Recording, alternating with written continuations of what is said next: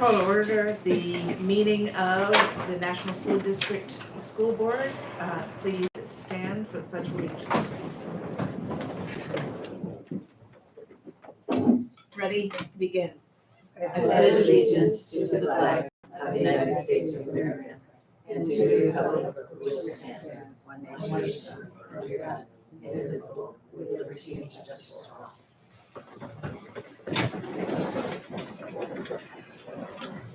And would you call the roll, please? Ms. Lopez? Present. Ms. Sarmiento? Present. Ms. Blanco Castañeda? Present. Ms. Avalos? Present. Ms. Gates? Present. Item 2 is public communications. Public communication provides the public with an opportunity to address the board regarding an item on the agenda or other topic. Anyone wishing to address the board shall submit a request for oral communications card. Cards are available near the entrance to the boardroom and are to be submitted to the recording secretary. A member of the public who wishes to address the board on any such matter is limited to 3 minutes for one matter, up to a maximum of 5 minutes for all closed and open session matters. There shall be a limit of 20 minutes for any matter unless such time limit is waived by a majority vote of the board. Members of the public may not yield any time to other speakers. No board action can be taken. Do we have speakers? No. Okay, thank you. Item 3 is general functions. 3A is to approve CT 4271 with Timothy Baird, EDD, as a district consultant. Do I have a motion? Second. Discussion, please. Yes.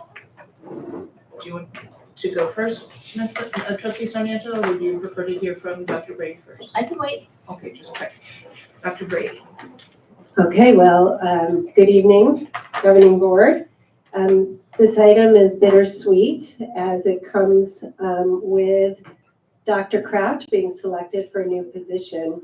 In National School District, we've been very committed in really taking our time and making sure that we hire the absolute right person. And she's going to be a very difficult shoes to fill. She has very difficult shoes to fill. So you might recall when Dr. Hernandez left from her HR position, that was also a difficult position to fill. And we asked that Dr. Baird come and fill in the transition between Dr.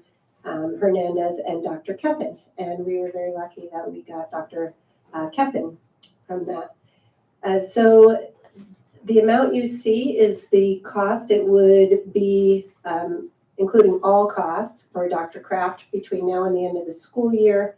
We don't anticipate using all of it, but this will give us some flexibility to take our time. If we move forward quicker with a permanent solution, then we will release Dr. Baird from his service. But he does know our district, he knows our community, he has some trusting relationships, and rather than just coming and doing Dr. Kraft's job, we're asking that you approve him as a consultant to offer support for educational services and to also help be a thought partner in seeing how we might look at this opening as an opportunity. Any questions? Trustee Sarmiento. Thank you. I'm apprehensive about this, and the reason being is that, number one, I saw the dollar amount of $70,000, and I was kind of surprised knowing that we're looking at budget cuts. But it's a big deal, and I've said it before as a mom, I have to look over my family budget, but here at the district, I'm trying to be frugal, and it just seems like an excessive amount of money, even if we don't spend it all. I know in the past we have paid the other people who have come in as interims $50,000 a piece, and this is more whether we use it or not. But it's a lot of money, and my concern too is how long a period of time are we looking at? How long it takes to advertise, to interview, to hire and fill the position? Is that what that is? And do we know how long that could be possibly? Yes, potentially. That to actually go through the process of recruiting could be longer than this period of time What's for the this period of time? position. So It just depends. We would like to first take an opportunity to look at, the position and the department before doing any sort of a posting. So if we decide to move forward at that time with a posting, then, you have to put it out there. Sometimes you get it just depends if you wanted to use a search firm. You usually post in the AXA magazine and EdJoin. Those open for like 2 months. Then you go through a paper screening. You do a panel interview. I think with Dr. Kraft, we made her visit schools and go through classrooms. So it could be into next school year. We're not asking that you keep this. We would come back at the end of the school year if we're not in a position that we haven't selected a candidate. So this is only till the end of the school year. It won't, if the board wants to adjust that amount, that's fine. This amount is not any new cost to the district. This is the cost that it would be if Dr. Kraft stayed till the end of the school year, including all salary and benefits. So there's no new cost. And the other reason we picked this number is because that's the STRS limit. It used to be 50,000, and that's why we picked that number in the past, because anybody coming in that's retired cannot go past that amount. So we're not anticipating that he'll be here every day. In fact, there's a couple of days already that we're talking about that he's not available.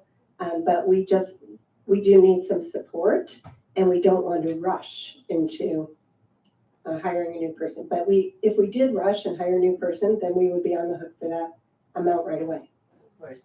So what I'm wondering too is, I know up until now, Dr. Kraft has had her department back her up. I know they've supported her with the LCAP and done a good job at that. And I'm wondering, why can't we just have someone there step up and assume these responsibilities and duties? And like I said, save a little bit of money and put it back into the general fund. And I know we got some really good people working in the department. And so I'm apprehensive about it, and that's why I'm asking these questions. I think, these are great questions, and I appreciate that.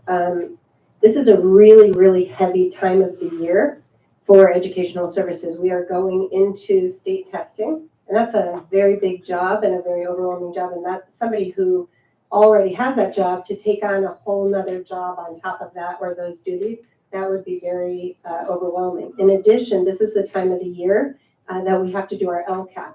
And our LCAP, having done it myself in the past, I remember just filling out the LCAP form took about 55 hours of time. And so we definitely need some additional support during this time. And so that's why I brought this forward.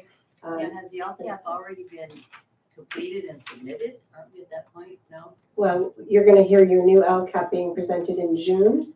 Right. And then you'll approve a new LCAP at the second meeting in June. So this is we have an annual review that needs to happen. We are in the process of gathering all of the input from surveys that are out currently. The board hosts a meeting. We hear input from our community that comes. And so all that has to be considered. And for Dr. Kraft to finish it before she leaves, she definitely is going to help us with the annual update before she leaves. But to finish it, that would get ahead of all the input and not consider the input of our stakeholders, which is one of the requirements of the LCAP. In addition, if something's not working, that data is going to come out, and we may want to not continue something, and we wouldn't know that at this time of the school year. Trustee Lopez. Yes. Thank you. So just to clarify, Dr. Bird, if this is approved, he would be assuming some of the duties of Dr. Kraft, or more like oversee other people? He would assume some of the duties as well, and also be helping us to really critically look at the entire department as it functions now, because we've been committed to taking every single vacancy and looking at that before making decisions. So we'd like to come back to the board with a more detailed plan after he's been here to have some of those conversations with the department and with the district office.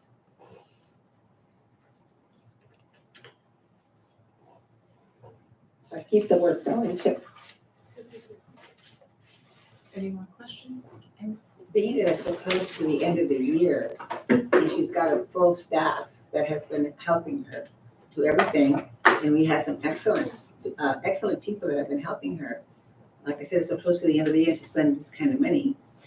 And we're in a deficit right now, we're going into budget cuts and stuff. Why wouldn't somebody in her office be able to take over on this? So again, it's not the end of the year, it's March, and we still have 4 months left. And in those 4 months, that is the most busy time of the Educational Services Department. And the people that are working in that department have full-time jobs. And Dr. Kraft, as you know, works very long hours. And she has a big responsibility, including being at board meetings and being able to do presentations and doing reporting for the state. And this is a time where she's been working very closely with Arena on a lot of the reporting. And we need somebody who has done this work before, and nobody in her department has served in this role as an assistant superintendent in the past. And this is very unique work that we need somebody that can step in and keep that work going until we're ready to bring a plan to the board. And this is the same thing as when Dr. Baird came, when Dr. Hernandez left, he came in the summer. That is a very busy time of the year for the Human Resources Department, because that's the time where we're hiring and onboarding and getting people ready for a school year. And so based on the time of the year, this is exactly why we're bringing this contract forward at this time. Trustee Lopez? Yes. Do we have a copy of the scope of work, or maybe provide that so we know what services we'll be providing and what his duties will look like from day to day or on call, whatever that looks like? So it'd be basically everything Dr. Kraft does. So her job description, I don't know if we, you want to speak? Dr. Kraft? And then additional support in addition to everything she does. So I would like to just share with regards to my department. They are amazing people, you are correct, and they are incredible, but it is the shift to the busiest time of the year. Generally, during this time of the year, we have, all of us are very focused on 2 things. One is wrapping up the year, me, compliance, nature. I primarily oversee the budget and guide the direction. But the other piece is that we get only a few weeks to flip the district and prepare for the new year. It's very, very intense. And today I actually met with my team, reviewed what was currently in, on deck, is that how to say it in baseball? On deck. What are priorities, and then this LCAP is the second, so that's why Trustee Sarmiento, this is the second year of a 3-year plan. So last year was the outline of the plan, and they did change the template and the requirements, and you have to work very, very closely with the county. Dr. Burke ends up working with our fiscal department as well as the programming. So it would be very challenging, as talented as they are, for the teams to complete what they need to for the district in terms of the new year and wrapping up this year, as well as taking on all my duties that I do. So even in just short term, being able to monitor, collecting all the components of the LCAP can be very, very time consuming. I spend many weekends writing it.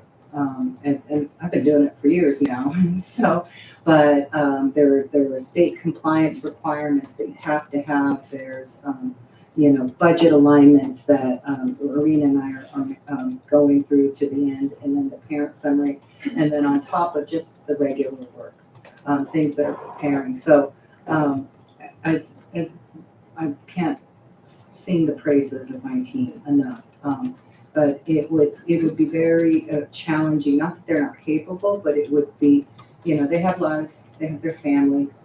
And it would be very, very consuming. And I signed up to work all the weekend, so, but, I would hate to put that upon them. And just sorry, May I add to that? Go ahead. And just on the contract, it gives you a brief overview of providing board meeting updates and communication, assessing department needs, and providing executive cabinet support during the transition of the Assistant Superintendent of Educational Services. But it could look very, very different each day in addition to all of her duties. And just in reference to that, so we are currently in the window for LPAC testing. LPAC is And correct. we have not yet started the window for state testing. Correct. And then the LCAP, if we are still at the gathering information from schools level before it comes to like the meeting that we go to.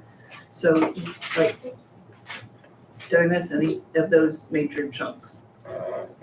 We'll have fiscal numbers coming in, federal funds coming in and doing the CONAP, that'll be also there. That's coming in and it'll be brought to the board in June, the federal addendum, forgot about the federal addendum. So these are all the compliance reporting. I believe this year we have ELOC that we have to do. We have ELOC reporting for the metrics that we have to put in. So it's just the time of the year and everything's kind of closing down. So it's a fiscal wrap up, the curriculum wrap up, closing out this year and then start the new year. And other districts will have, 8 weeks to, 10 in the summer to flip the district. We have, if you want a vacation, about 3. Did Jeff wait for you?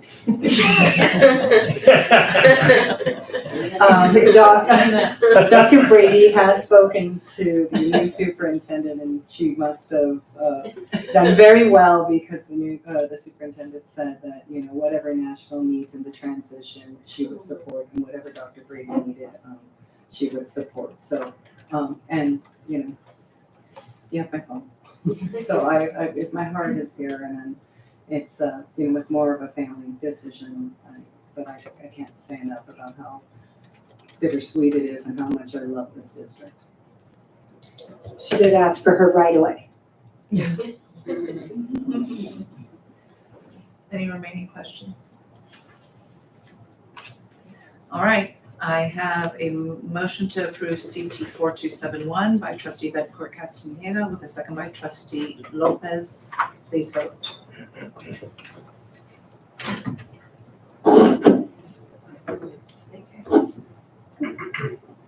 Item passes 3 yes, 2 no.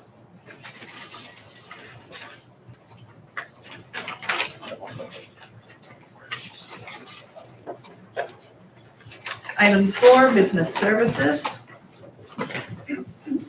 Item 4A, the report and approval of the positive certification and budget revisions for the second interim financial report in Exhibit A.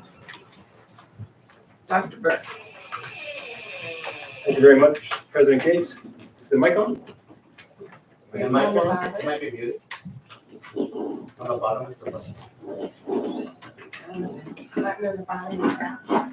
Test, test. Ooh, yeah, okay. Thank you very much, President Gates. Good evening, trustees of the board, President Gates, and executive cabinet, and our multitudes of home watchers and our in-house audience. Thank you very much. I'm here to present the second interim update. Just to refresh on the budget cycle, please recall that we adopt the budget in June, typically for the following year. In the first interim, we look at it again in December to make sure it's on track. And then the second interim comes along in March. So that's where we are right now. This is probably the least dramatic of all the budget updates because the budget adoption is the big one. And then the first interim tells you whether you're on track or not halfway into the year. So we've already done that. We know we're on track. We know the budget is. We know what it is. We talked about it last week in preparation for this meeting.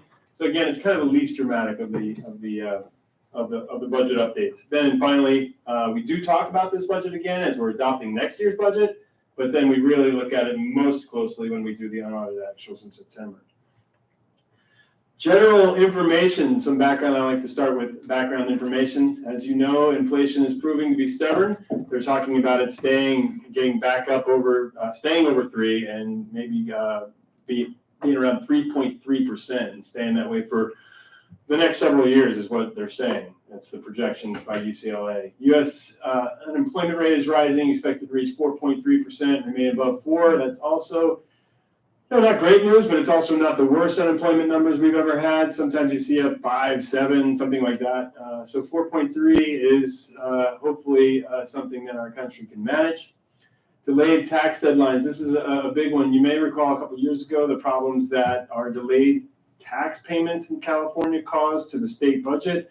They made a budget without having tax receipts in, tax revenues in, and knowing what it was going to be because of the delay of payment due to natural disasters. Same thing, we have the fire here. In LA, it's 25% of our state population. That was an interesting factoid to learn. So 25% of the state population lives in LA. So they all have been granted the right to delay tax payments. So that's going to set the clarity on what the budget's going to look like a little off because the income might be lower than expected or they may overcorrect. So that's going to be something that, again, makes it difficult for our state to project the budget. There's also an increase in support services, special education needs, all-time high participation rates in our district and across the state and really across the nation. Again, I think this is an echo effect of people missing from the pandemic era, missing school or missing socialization. A lot of the young kids didn't have those social opportunities, the preschool, mommy and me, going to the park and playing on play structures. Those things didn't happen. So again, we're having a lot of special education needs. Pandemic era funds have expired. So the federal government is not giving us pandemic era funds anymore. The state, we still have $4+ million in pandemic era funds that we can use to help kids, help students catch up, to help students gain mastery. The governor proposes a budget in January each year, and that's the one that starts the basis for all of our conversations around budget. Here's some of the things that the governor pointed out in his proposal. Universal TK. We've been waiting for this. I've been waiting for this for at least 10 years or since it started. And they started with, how do you start with a portion of the population gets an extra year of school, but the other portions don't? Well, more than 10 years later, they've finally come all the way around and they've given every student that extra year of school that used to only go to 25% of students, then 50, then 75. We finally now have TK for all kids. And that starts next year. In addition to having it, there are grade span adjustments that they do for funding. So I always tell you that our average student fund brings in about $15,000 per year per student. TK, because it's a more challenging grade to teach, it requires more resources. You need an extra body in the room. Okay, you have to have aides and things like that to make sure you keep your ratios. So as such, they give us kind of a bonus kicker there on the ADA for that student. So instead, we used to get $3,000 per extra per TK student to help meet their needs. Now that's going to go up to over $6,400, which is great. That's great support for us. That's going to help us staff our classrooms with aides. It's going to help us meet the new costs that come with educating a new group of students. We're excited about it. Proposed COLA is back more normal. This is like a traditional, hey, this is a COLA that we've seen before. It's much better than the 1.07% that we had this year. 2.43 is a little bit more towards the average, historical average, and so that is back. But they are saying there's kind of warnings that it might not come in quite as high, that the COLA might come in lower. The tax receipts, as I mentioned before, come in lower than projected. COLA might be affected. There's also a discretionary block grant that the governor is talking about, $1.8 billion for use for different reasons. I've got the reasons. Suggested use is mitigating rising costs, which is a big one. We all have rising costs, everyone. Professional development, career pathways, recruitment, retention. We believe that that's going to come in around $1.2 million to $1.3 million for us, and discretionary, one-time dollars that we can use to meet needs that we have right now. This is not a guarantee. Again, all of these are just proposals. So if the COLA goes down, maybe the CTA or other parties can negotiate that block grant higher, or vice versa. It could be that COLA gets pushed higher, the block grant gets pushed down. There's things are in motion. This is what the governor thought in January. I'm not even sure that he thinks these same things today. So you never know. There will be movement, that's for sure, between now and June. California voters passed Prop 2, which provides $8.5 billion for K-12 facilities. That's a huge one. There has not been a lot of direction from the state yet as to how to get that money. We definitely would benefit from those funds and to help secure our, to help back up our bond and help us use our ELOP funds to improve our facilities for that extended school day. And also it would help us with our plumbing. I think that's the next great thing to take care of in our district is you always have to worry about the plumbing. Cast iron pipes are not supposed to be getting past 50 years old, and we're in that area for some of our piping. State investment in teacher recruiting and hirement, that's exciting. We need help with that. As we know, it's a statewide issue. The governor is recognizing that it is a statewide issue to staff our districts and is putting some money into help recruitment. Now, into the budget, as we've talked about. Again, this is more or less pretty close to the same as what we saw in December and what was projected in the beginning of the year. Not many dramatic shifts. Just as we know, there's negotiated agreements that have changed some of the expenditures and things like that. But by and large, no unexpected new costs other than negotiated costs, and those have been accounted for. Total revenues for this year, we anticipate $90 million, at 90.7. As you may recall, we were up over $100 million a year not too long ago when we were getting all that extra COVID money. Our expenditures, $114 million. So it sounds scary. That sounds scary. We're spending $24 million more than we're bringing in. I understand that may sound scary. This is the number that we are spending more than we are bringing in.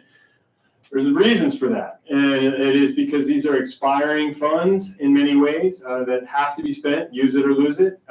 We had the Learning Recovery Block Grant expired in September. The prior year's ELOP expired in September. These are monies that have to flow out. And the other thing to recall is that there was a $50 million year over fund balance. So we're bringing almost $50 million into the year. So this is appropriate spending down of that balance to get back into the normal range.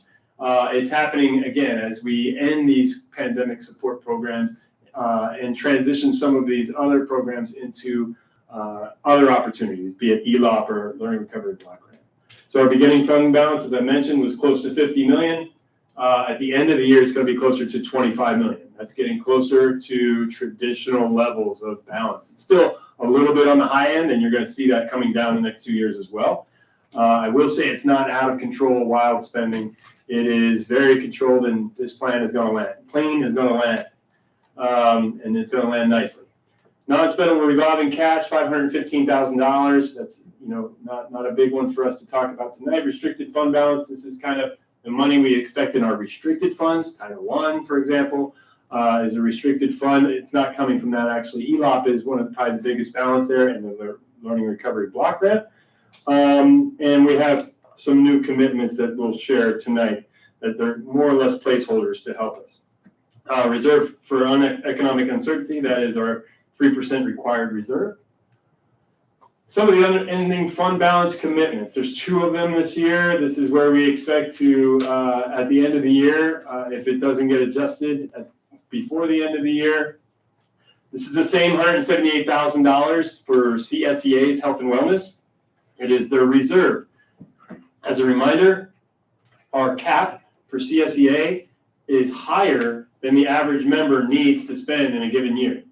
So each average member of CSEA has a little bit of cushion beyond what they need to spend for their health benefits versus what the district's cap is. That money is covering, because many of our CSEA members are singles or doubles in their insurance, whereas, in our certificated unit, it's a lot more families that require full coverage, that have the full family coverage. So because of this, many districts capture that money and don't keep it for the employees. In National, we make sure that this money stays with the employees that bargained for it, and it is their reserve. So it helps them keep their health benefits at zero. It's a great thing for National to have $0 cost for our classified members. Again, that is not a guarantee. That is something that could change as time goes on and those costs continue to rise, and if that reserve disappears. I will say that reserve is going to go down this year because we do not have closure on the CSEA negotiations yet. As we know, we have tentative agreements that have been in place for some time, but they still have not yet to vote as a group and approve those, and then that way we can make it official. We don't do anything in the budget until it's official. We don't make assumptions in budget. Protection against future revenue loss, that is comprised of a lot of the adjustments that we talked about last week. There was very limited time between this meeting and that meeting, and our budgetary staff is, we are down staff right now. As you know, we are short our fiscal analyst and half of a payroll person. So there are still transfers and things to make that Arena will be making over the next few months. So right now, this is kind of a placeholder to show that this money is going to be covering other revenue losses that we'll account for. So that is the total of commitments. This is the multi-year. This is my favorite one, 24, 25, 25, 26. This helps us see into the future. How are we doing in the future? You see that our revenues are going down. Okay, next year we expect our revenues to go down. Again, this is part of declining enrollment. So even with new COLA money, additional money per student, we do expect our revenues to go down overall. And again, maybe a little bounce back up after 2 years of COLA as we get into 2026, 27. You see the expenditures going from that whopping 114 that we had this year down to closer to what we're bringing in per year, 93 the next year, 93 again. So we're still spending that balance down in a controlled way, but we are still deficit spending. We are spending more than we're bringing in because it's a desire not to carry that heavy of a balance. That money needs to be in play, helping the education of our students. Beginning fund balance again goes from 49 million to 25 million to 17. This is pretty close to the sweet spot, because the next year, 27-28, is targeted for that 13 million. That's probably the right place for our district, to be honest, to be in that 13, 14, 15, 16, 17 million dollar area as we go into a new year, as we cross over into a new year. It's a good, healthy balance, not too large, but it doesn't put our employees at risk. It doesn't put our education programming at risk. We already talked about spendable. Restricted fund balance, you see it goes from 15 million to 10 million. This is one of the tougher parts, even though you know that our district is very intentional about spending restricted funds first whenever we can. They are the hardest to spend. That's why they're called restricted. And as we move forward into the future, a lot of our unrestricted funds it's the smaller pile. As we get into 26, 27, maybe 3 million, 3.3 million, and then the restricted funds is still at about 10. Commitments and other adjustments. I showed you the commitment there. We talked about the 5.898 million needing to disperse that. And then we expect to end the following year with about 1.5 million in protection against uncertainty and loss, in addition to the required 3%. But we still have now a little bit of red here. It's not a big number. This is not a number that the county is concerned about, but this is the number that triggers a resolution following an approval of the second interim. We would need a resolution approval that says we understand 2 years from now that we could have a $2.3 million deficit, and then we'd be prepared to deal with that then. The reality of the situation is we feel like in between now and the end of the year, there are typically some budget savings at the end of the year. You budgeted, as I talked last time, our staffing alone, I didn't mean to imply we were missing a lot of aides, but we've always been short 1 or 2 aides. And when you go through that hiring process that Dr. Brady described, looking for the best for our students, and if it takes 6 weeks, 8 weeks of a vacancy to get that right person in the post, and then do their physical and all those things they need to do, that creates vacancy savings. There's money that we're not spending that we planned on spending anytime we lose employees. So we do believe that by the end of the year, or we budgeted, $100,000 for something that we spent $83,000, something like that. We capture all that savings in the end, and I do believe that this 2.3 million is going to balance out when we get into the new budget year. I think it's going to be a lot closer to zero and not showing that. But we'll see, we'll see how much vacancy and other savings we can capture. But again, we continue to capture or keep that 3% so that we are healthy and meeting the law. This is the assumptions, and there is assumptions in our second interim that is listed under section F in the restricted and unrestricted areas of the multi-year projections. We have to say what our assumptions are, and we're saying here that the district does plan to reduce expenditures based on current projections, that we are prepared to reduce our expenditures by $2 million 2 years from now if we have to. I do believe things are going to change. And again, in this budget, we're not capturing that the discretionary block grant that the governor is offering. So that alone brings us up closer to that amount.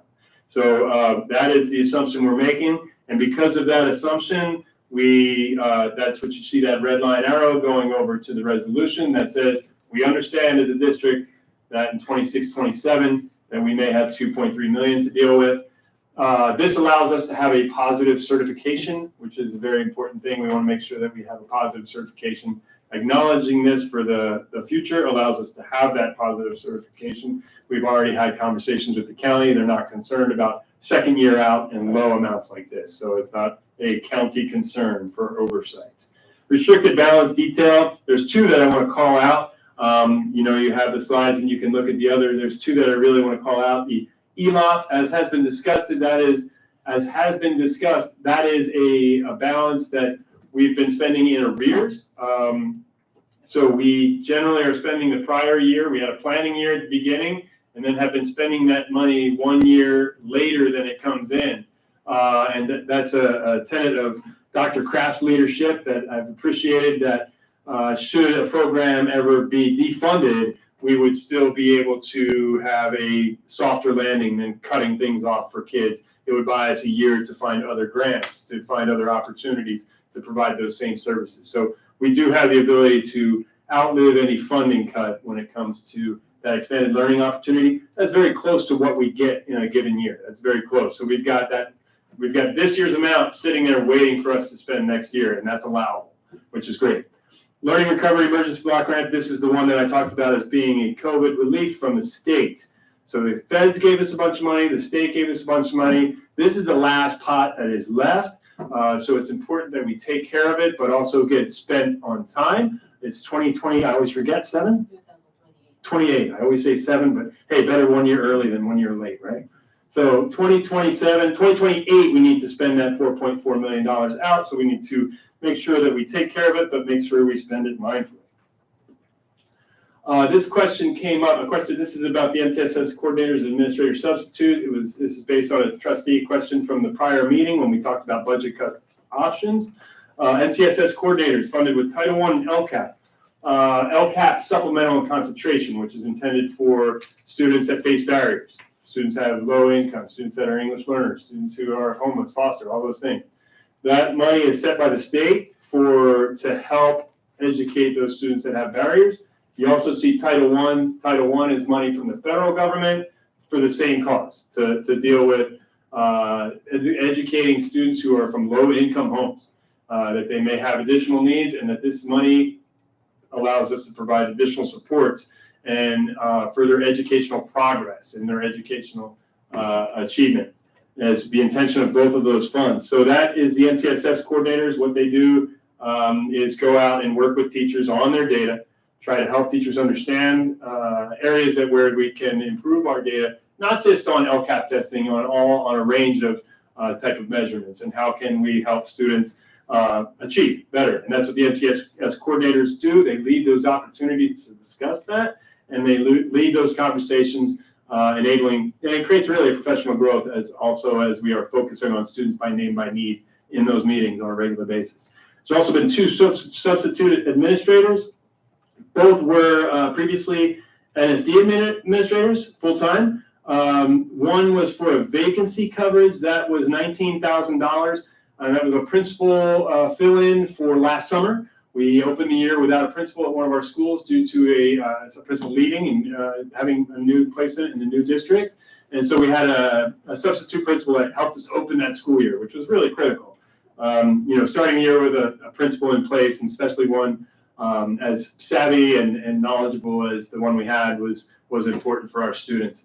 Total cost for professional development and compliance reporting coverage, that's another substitute role, so that when I know our principals have come here for compliance reporting, they've been out all day, and Dr. Kraft, Dr. Brady have ensured that we had administrators at the site. So we either had directors covering from other programs that were covering being principal for a day type thing, but we didn't have enough people to do it, so we needed to bring in some support to help us make sure that the schools were safe while we're doing our PD and compliance reporting. Budget other funds, these are just the other funds that are out there that, not in our unrestricted, restricted categories. CNS is Child Nutrition Services. Where did I put Child Nutrition Services? Oh, cafeteria, sorry. $3.7 million. Building fund, that is bond money, 16.4. Capital Facilities Fund is the developer fees.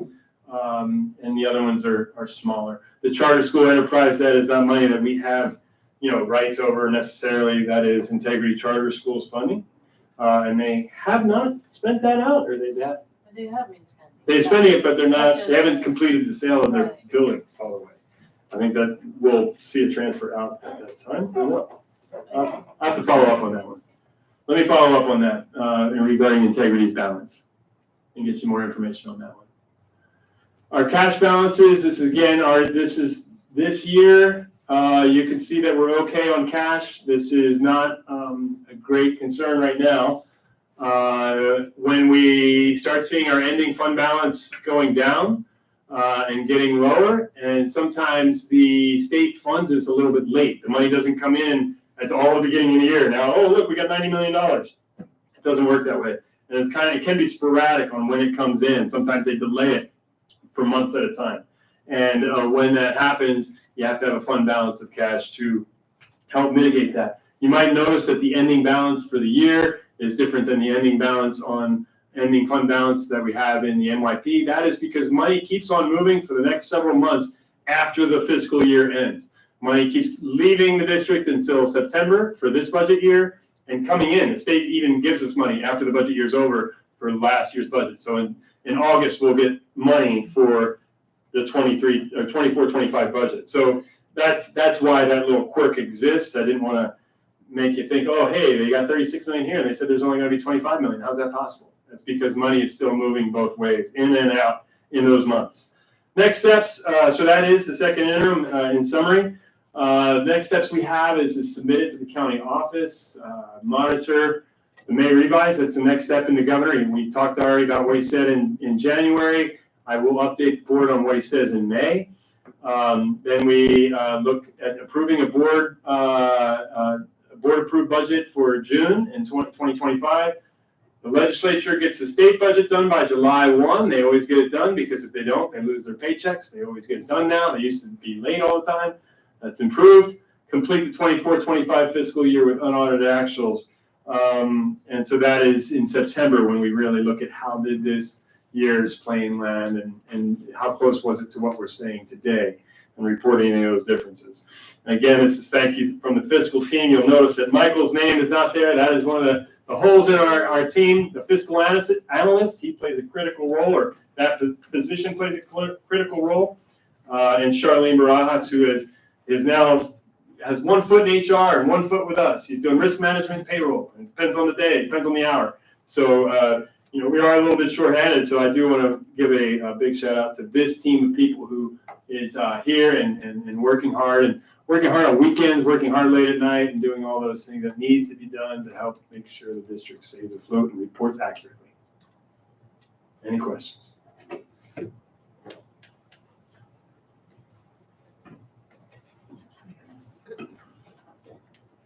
Dr. Brady.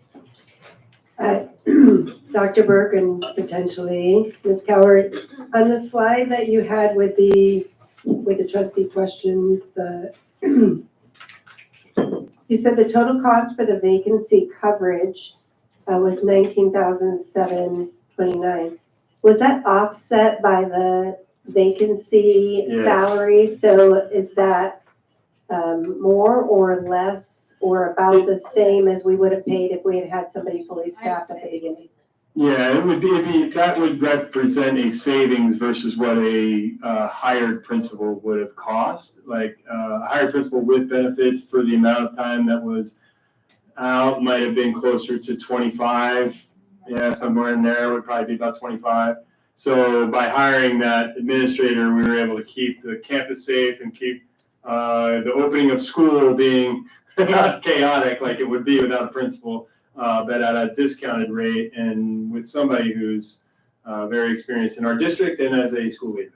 So it was actually it would represent probably about 5,000-6,000 savings over would have cost had we had somebody in place. So similar to what we're gonna be doing with Dr. Croft. Okay, I just wanted to check because it did say cost. I wanted to make sure that wasn't a new cost to the district. Yes, thank you.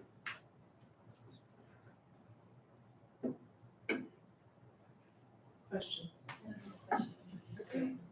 Trustee Bencourt Castaneda. I just wanted to say thank you, as always. The presentations are very thorough, and I know it takes a long time to put it together and present to us. So thank you to yourself, Irina, and the team. I appreciate the information, and again, it's very clear, and it's very easy on the eyes and the ears. So thank you very much. Thank you. Appreciate that.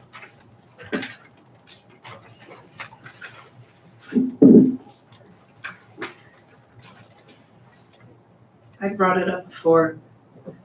I don't know what we can do, but I feel like it's necessary for our district and maybe to find some sister districts who can write, who can petition, whatever we need to do to the state, the trauma that it is for us as districts to have to come up with our own budget when they have not settled theirs. And B, to wait for funds that we are reliant upon for them to decide to send the daggone check. It's like, nobody else is allowed to behave that way. So why is this why is this acceptable and why have we allowed it to continue to occur? That's music to my ears. And so I don't know what that would mean for us, but it impacts our district, it impacts our employees, it impacts our security, and it has turned around that we have had to borrow money for it, and they don't cover the interest. They don't give that back to us when we have to do such things. So again, I don't know what that would look like for us, but I'm frankly getting tired of that having to be a part of our regular budgeting reports. It's not a you thing. I I'm appreciate just that. stating my frustration over some of the ways that our hands are tied. So I concur 100%, and maybe the education subcommittee in the legislature's office is a place that we could start the dialogue, maybe with some letters to them, so that I can see if there's interest in our region, in our sub-region on doing that. Because I agree 100%, especially the part that you mentioned, when it does get tighter and those cash balances shrink, and that does happen in budget tough times, tough fiscal times, and then all of a sudden the cash line would say zero. And like you're saying, you have to go out and borrow funds from the county treasury, which is, and then we have to pay the interest on that money that we've borrowed. So, and when we only get COLAs of 2%, 1%, 3%, to pay 3% interest on money you're borrowing to make payroll, and it's not good, not good. So it's not fiscally sound, and I agree 100%. I would be interested in taking up that banner with you. Trustee Bettencourt Castaneda. Thank you. I think this is something that I can, as a delegate, bring up, Mhm. but also as I know that I'm not able to participate this year because I will be out of town, but participating during Legislative Action Week. Anytime we have an opportunity to speak with the legislators. But as far as as during CSBA, anytime we have any type of events, we can bring this up during those conferences. I know that they have the attorneys there.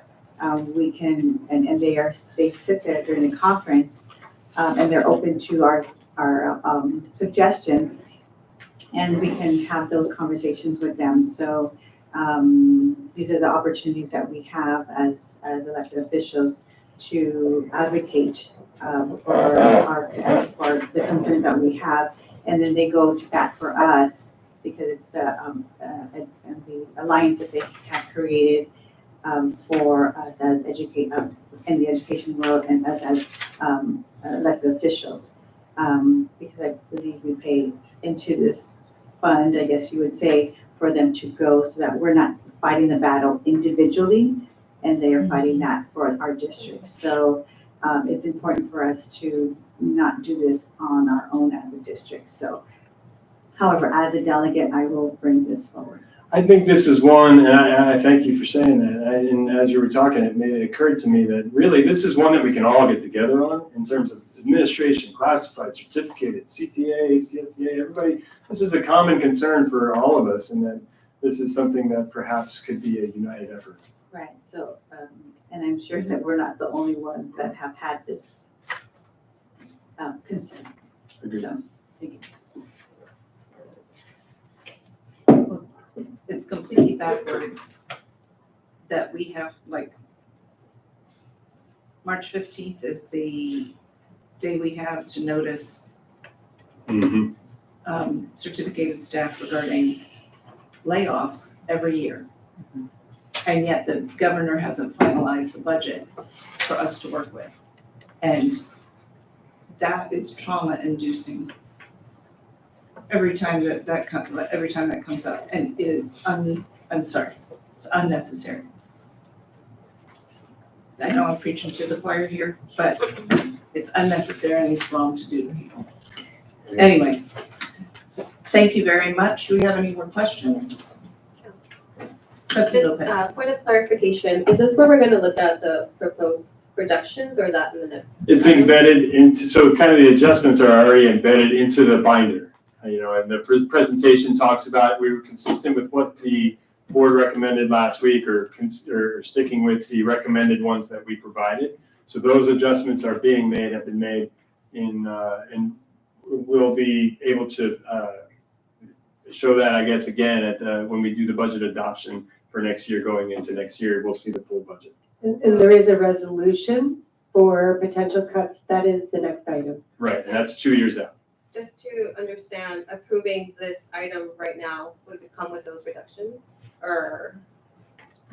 They're integrated into, they are integrated already. So In here? yes, and in the sublines, like, of the binder, basically, the adjustments have been made inside that budget sheet, and then we're seeing the totals out here on the form is more general. To see all the lines of the budget, it would be that stack of papers that's like this thick, and it's 40 lines per page. I think the question is, if the board doesn't approve the next item, what it would be the procedure? Oh, okay, then we would have to go back. We would have to go back and readjust the budget to make new budget adjustments and alert the county that we were delaying our second interim beyond this date, beyond the deadline. And that's part of why we tried this year the new strategy of having the conversation about what's on the table in advance. I know that was kind of a new way of doing it, having the conversation so that we could look at really what the items are that she and I and the executive cabinet were already kind of talking about or would have to land on at some point. Yes, because I have a question about, on page 6, unrestricted, services and other operating expenditures, travel and conferences. So I understand that the board approved $427.60, right, thousands. I'm in tab B, That seems pretty excessive to me. So I'm wondering how we can reduce that to.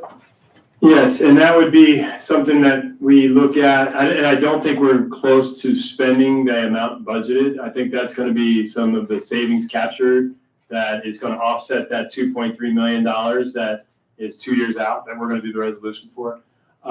We are not on track to spend that amount, but that does include professional development for all levels of the organization, travel and conference for all. Because sometimes travel and conference happens when we bring a consultant in, that's called travel and consultant in conference, it can be. But it does cover classified paraprofessional psychologists I know have gone to CPI training, and that costs like $5,000, $6,000 per participant. But it's critical training for working with students with special needs. It's administrative staff, it's teachers, it's all members of the organization. And again, I don't think we're approaching that amount of actual expenditures this year, but I can report that out to you and provide an update on what has been spent. Yes. So actuals to date is the number, thank you very much. Actuals to date is the number in column C that has actually been spent from that account. So way below, and I do believe, again, when we need to capture savings at the end of the year, that's going to be a pot where we can capture it. And if the board would like to see that budgeted amount go down in future years, that's something that we can look at for the June budget, when we pass the new budget. But rest assured, we won't spend that this year. Is there already any projection costs that will be reflected in the next cycle? Before the end of the year, yes, there should be new travel and conference costs, yes, but not to the level that has been budgeted. Okay. And then where else can we see the reflection of I think there was a preposition of 3 or 4 teachers by attrition and then 10 or 11 more. So those appear more in our calculations for how many staff we need in year 2 and year 3. When you look at the multi-year projection, so they don't really affect this year, but we had to make budget adjustments so that 25-26 would be balanced, 26-27 would be close to balance. And that's what we're required to do. So what we did there is for the reduction of total teaching staff is when we go to 24-25 and jump to 25-26, when Arena's putting in all the calculations for how much our staffing is going to cost, she reduces the number of teachers there. She doesn't attach names to it or anything like that because we have been really shrinking by attrition the last 3-4 years pretty well. So when we have 10 teachers leave the district over the course of the year, we're not replacing all of those teachers. So that's kind of the way we've been kind of bringing our costs down as the rise of COVID money stops and gets shut off. So you don't really see that reflected in this year's budget. It's reflected in the formulas that she used to create next year's. And then going back to page 10 on the information I requested, for those benefits, what is that impact a future of that pocket of money that might grow for benefits, or what does that look like? Have you thought about that? So I'm sorry. So those benefits that are new, that are for the MTSS coordinators and then their assistants as well who receive benefits, what is that impact on our budget moving forward as they continue to stay in that position? I'm sorry, I'm not sure they have new benefits. To the, Health and welfare. yeah, health and welfare, that's what I mean. The aides, the aides, or are you talking about the And these coordinators, so their benefits, what does that impact if they remain in this position? The coordinators themselves were teachers already, so they're kind of cost neutral. It's just moving the cost of those teachers from the unrestricted budget to these restricted budgets, and they're working in roles that are compliant. So those are budget neutral. There's not really any new cost for them. The MTSS coordinator aides, if they've crossed over that 4-hour mark and they're now receiving benefits, the approximate cost per employee of all statutory benefits, it's a percentage of what they earn, but for that employee set, it might be $25,000 per employee-ish. 35%. Yeah. 35%, so For 8? Yeah, like 20, 30. Yeah, 25 is a good number, I think. So in between 20 and 30,000 per aide is the cost. Now, there are employees, so they might have a different role should they not be doing that MTSS support work. They might be assisting in a special education class or some other intervention. They're providing interventions so that students are able to catch up and to close learning gaps. So if they weren't directly working with the MTSS coordinators, they would probably have a different role assigned by another employee in the district, either administration or Dr. Kraft. Actually, they're in a different job family with CSCA, and so they are part of CSCA. They're part of instructional assistants, but they are part of a different family, and that was what was negotiated with CSCA. So, and these are additional funds, supplemental concentration and title. They're restricted funds, and so they do help our base budget. So if you do go to the legislature, one of the things that I think really does need to be advocated for is increasing base funding, and that's what Dr. Burke had showed you in the beginning, where you're seeing the increase that they're doing for our TK students. There was a mandate prior to that you had to have a ratio of basically adult-child ratio, but it wasn't funded. And so there was a lot of concerns around that, so we had to put additional funds in there. But with respect to the MTSS coordinators and their aides, especially the classified aides, they would be in a different family category. And so if that closed, there would be no other location for that. They would have to, yeah. Yeah, it would result in a layoff because they would not have a priority, that job family would just go away. I have another question.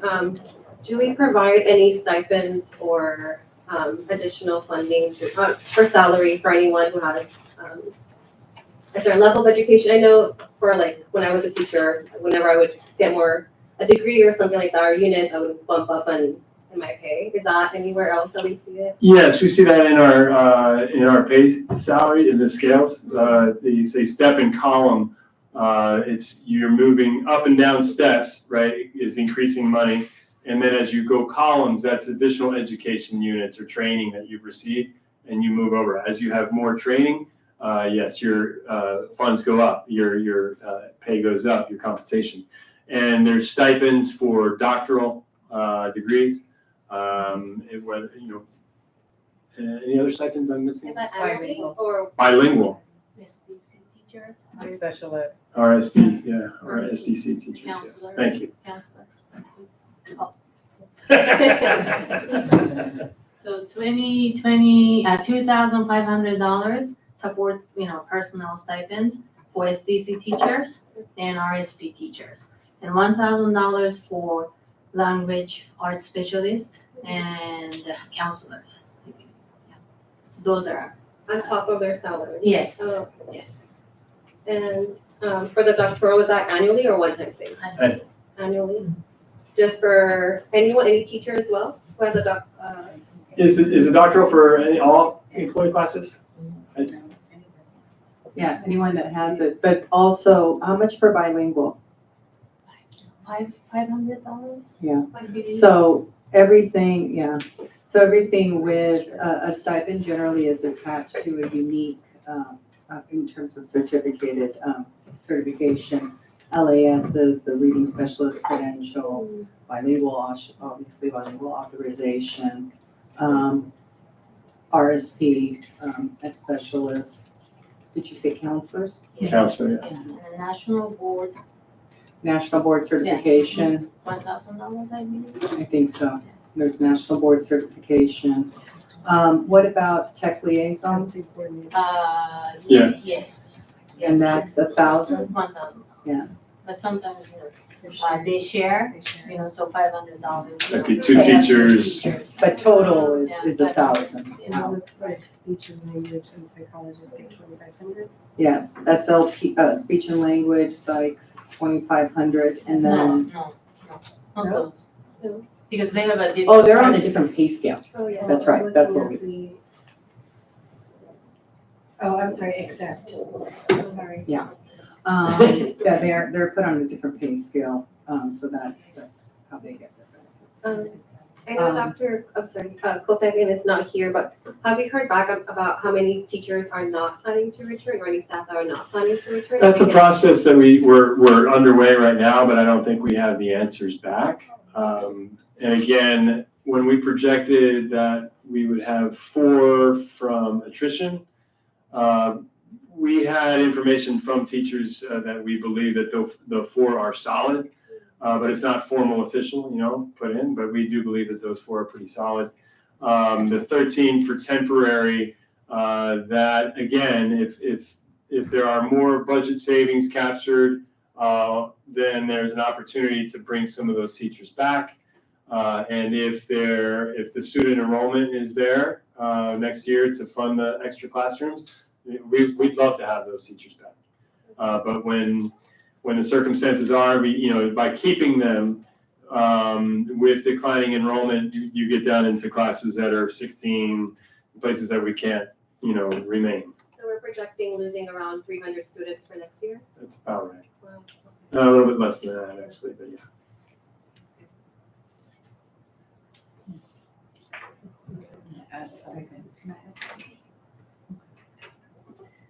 Point of clarification, for wording. Dr. Brady pulled up the wording for the certificated, at class 4, BA plus 60 credits or MA plus 15, and it states add 1 increment for earned doctorate. So it is, the wording is, is an additional step. Yeah. For the earned doctorate, which Very easier for some, they don't have steps, so they get a stipend.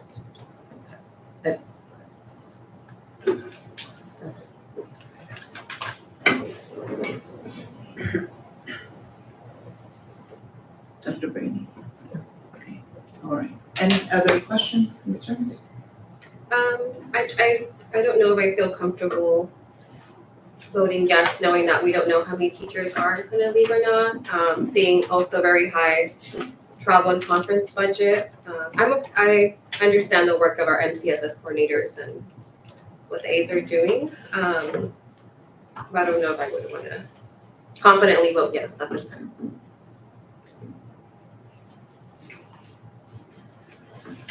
Well, And to clarify too, this, and don't want to discourage your vote in any way, but just to clarify, this is a kind of a snapshot of how last year's adopted budget is doing. And the opportunity to remake all these numbers and adopt a new budget is just a few months away. So we're more or less trying to see how, is it coming in the way we projected, and where are our savings, and where are we spending more than we thought? And where do we need to adjust? And so that this is kind of the third quarter mark, at the end of 3 quarters in a 4-quarter game, this is where we stand. So adopting the new budget is the bigger opportunity to make some shifts on some of those things as well. Right, and I just wanted to make a point of clarification, and correct me if I'm wrong. I believe that the vote on this budget is that you've seen the budget and you see how it's tracking. And then the budget in June is where you agree to, these are the things that we're gonna put our money to. So this is just a comparison to the budget. Unfortunately, I understand your hesitation since you weren't here in June of last year, so you weren't able to weigh in on some of those things you're looking at. So I can understand that. But this is really just like Dr. Burke was saying, a snapshot in time that you're certifying with your vote, yes or no, that you've seen it and that you agree with those numbers and you understand those numbers as they are compared to the original budget from June. And then I think I did have a question on the travel and conference. That to me looks like the original budget was only at 129. I'm not looking at the number right here in front of me. And that then it was adjusted to 400, and the 400 number that Trustee Lopez was talking about. Typically when that happens, we receive more money and we put it in as an expenditure because that's where it belongs. Like maybe it came into us as, you can have this money, but you can only use it for travel and conference. So Title II money will come in as travel and like a travel and conference professional development money. It's very restricted. So in that, we would put it there, but you can see there's only $33,000 that's spent. In June, we don't usually make big adjustments during the year, but in June, we would then move that money, since we're not spending $479,000. I don't think that would be possible by the end of the school year. Right, because everything would have to be in motion. So I think that's just a point of clarification.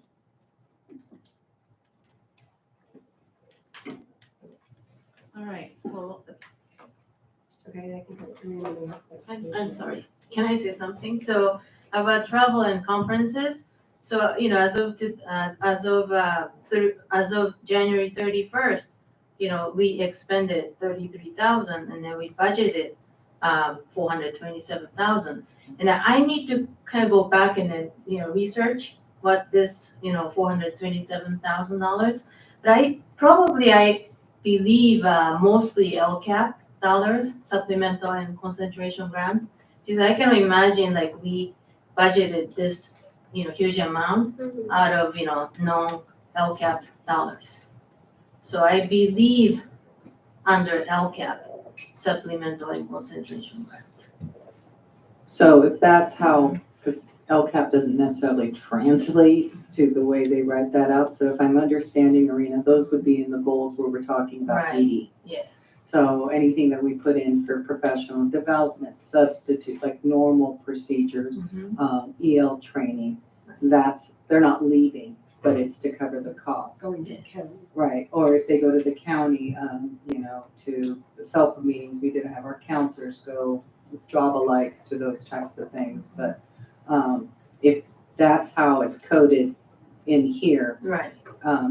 you would see that in the LCAP, when you'll see in the review when we go over it, and it'll say professional development, substitute cost, and that would be the expense for the year. Is that correct? Yes, and then when we take next year's budget, also the budget will include estimated actuals for this fiscal year.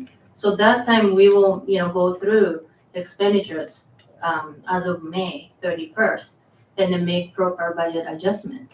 So if we still see this huge amount budgeted, and then we expensed only 33,000 at that time, we will bring down the budget amount, and then the budget amount will be carried over to next year.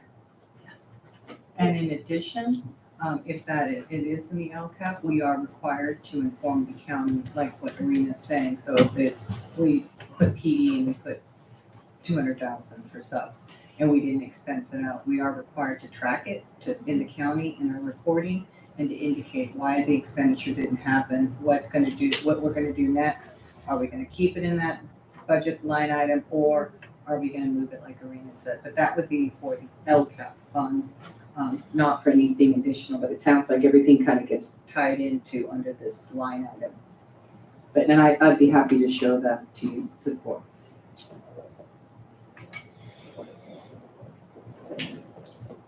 Further questions? Great, thank you for your report. The second portion of that, do I have a motion to approve the certification of budget revisions for the second interim financial report? Move to approve. Question? All right, I have a motion to approve the certification and budget revisions by trustee Sarmiento and a second by trustee Bettencourt Castaneda. Please vote. Item passes 4 yes, 1 no.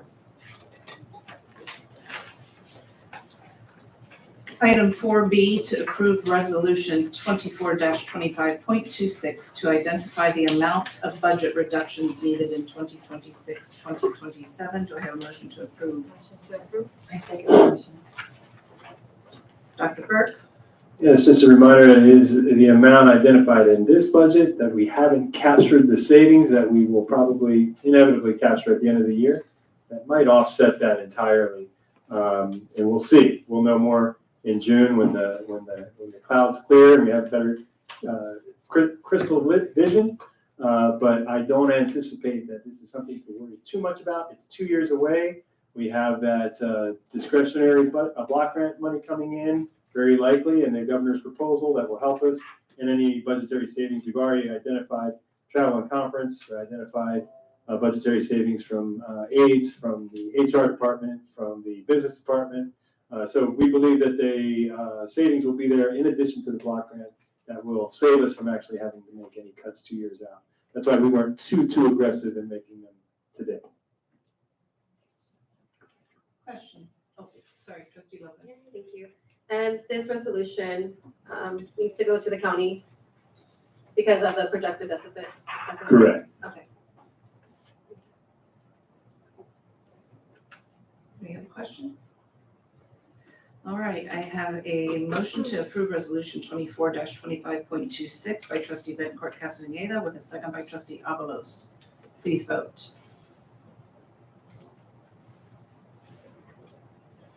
Adam Castellano.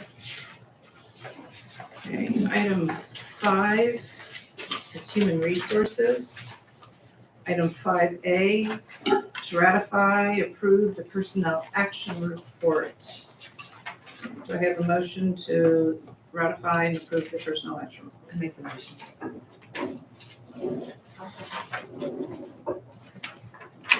Dr. Brady? Yes, you'll see that there's only one name on this particular report, and this is because this one is timely. We have a teacher who has been on leave. We've had an impact teacher that has been serving as a substitute in that classroom, and we just learned that the teacher will not be returning for the remainder of the school year, and we'd like to change the impact teacher to classroom teacher, temporary teacher, to finish out the school year. It is a temporary position, will be released at the end of the school year when the teacher is anticipated to return. Any questions? All right, I have a motion to approve the Personnel Action Report by Trustee Avalos, a second by Trustee Bettencourt Castaneda.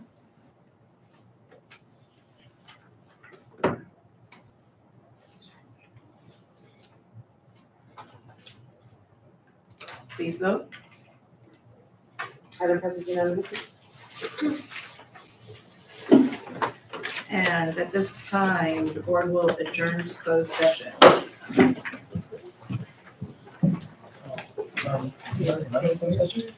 No, Oh.